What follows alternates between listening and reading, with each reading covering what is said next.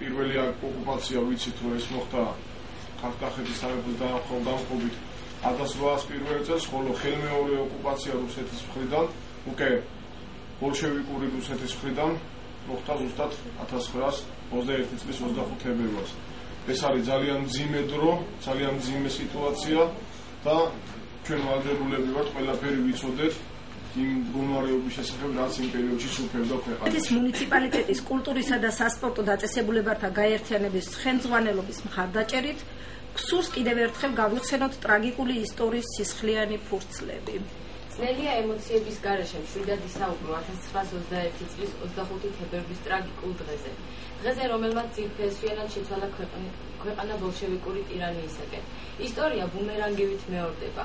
ჯერაც ძალომაც იგრძნობა რუსის ჩექვა ქართულ მიწაზე. ქართული მიწა-წყლის დიდი ნაწილი ჯერაც ოკუპირებულია. ამიტომაც ჩვენი ვალია პირუსნელად შეულამაზებლად ვიცოდეთ ტრაგიკული დღეების სისხლიანი მატიანე. ჩვენი ვალია ჭეშმარიტად სამართლიანი დემოკრატიული სახელმწიფოს მშენებლობა. თქვათ ყველამ ერთად ისტორიული სიმართლე, რამე თუ ისტორია წარსულის დამახინჯებას აღარ გვაპატიებს. ყველამ ერთად უნდა შევიმეცნოთ ილიასეული ხატება, მამულის, ენის და სარწმუნოების დაცვა გამტკიცება. ის, რაც ქართულმა მამულიშვილებმა 1921 წლის თებერვალში გააკეთეს. ნათელი დაუმკვიდრდეთ საუკუნოდ მას. 1918 წლის 26 მაისს მოხდა საქართველოს დამოუკიდებლობის გამოცხადება. ეს იყო უბედნიერესი პერიოდი, როდესაც ძალიან დიდი ხნის ოცნების, ესე ვთქვათ, საფუძველი ბოლოს და ბოლოს ამ ქვეყნის დამოუკიდებლობა გაცხადდა. და დამოუკიდებლობის გამოცხადება კიდევ ერთი ნათელი მაგალითია. მას წინ უძღოდა ჯერ ავტოკეფალიის აღდგენა, რომელიც 1917 წლის 25 მარტს მოხდა და როდესაც ქართული ავტოკეფალიის თითქმის 100 წლოვანი ჩავარდნის პერიოდის შემდგომ პირველად იქნა არჩეული პირველი კათალიკოსი იმ პერიოდისთვის. ეს იყო კირიონ საძაგლიშვილი, არა, ჯერ ლეონიდე ბოდიში, ჯერ იყო ლეონიდე არჩეული კათალიკოს პატრიარქად, თუმცა სამწუხაროდ ლეონიდე მალე გარდაიცვალა და მის პატრიარქად აირჩია ზოგადად კათოლიკოს პატრიარქი ისე კირიონ. ძალიან ცოტა არსებობს ესეთი პატრიარქი და ეს უბრალოდ ვიზუალური მხარეც არის.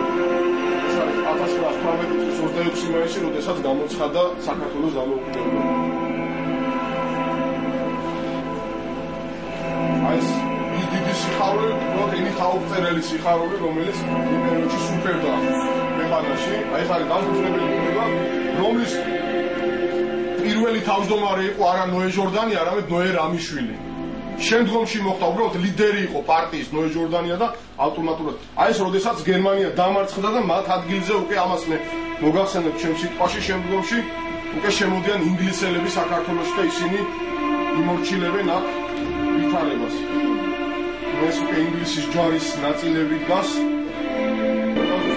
კონსტიტუცია სხვადასხვა რაოდენ პარადოქსალური არის მიიღეს სანამ დაკარგავდა დამოუკიდებლობას ერთი კვირით ადრე 18-ში მიიღეს. 18 თებერვალს მიიღეს. ეს 19 წელს მოხდა 26 წელს ერთი წლის თავის აღნიშვნა, ანუ იმ დამოუკიდებლობის და ის კადრებია ზუსტად. ეს ნოე ჟორდანია კადრში. ეს ნოე ჟორდანია.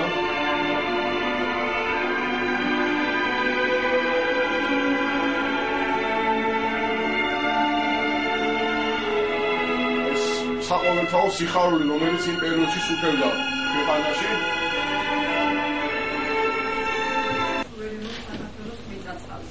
ქართულმა პატრიოტებმა, ინტელიგენციამ, საზოგადოების სხვადასხვა ფერებმა სრული მობილიზაცია გამოაცხადა. დროს სწრაფ მოქმედებებს ითხოვდა. სამწუხაროდ იმჟამინდელმა ხელისუფლებამ ვერ გაართვა თავი მოსალოდნელ საფრთხეს. ქალაქის დაცვისთვის წარმოებულ ბრძოლებში ძირითადად ახალგაზრდა ინგლისელებმა მიიღეს მონაწილეობა.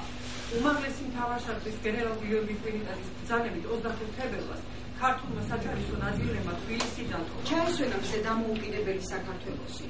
მუდიოდა წითელი ურჩხული ბოლშევიკური ტირანიისა, რომელმაც 70 წლიანი სისხლიანი კანო გამიწა და დღესაც თავისუფალი საქართველოს პირობებში გამალებული იქნებს სისხლიან ხელს. პირდაპირ ყოველგვარი ვთქვათ იმის გარეშე რომ რა თქმა უნდა ეს იქნებოდა შეუძლებელი, იმიტომ რომ რუსეთს რადაც არ უნდა დაждდომიყო, როდესაც ის გაიმაგრებდა იმ პოლიტიკურ ვითარებას და იმ წელს გაიმაგრებდა, დღის წესრიგში მაინც დადგებოდა საქართველოს ანექსია.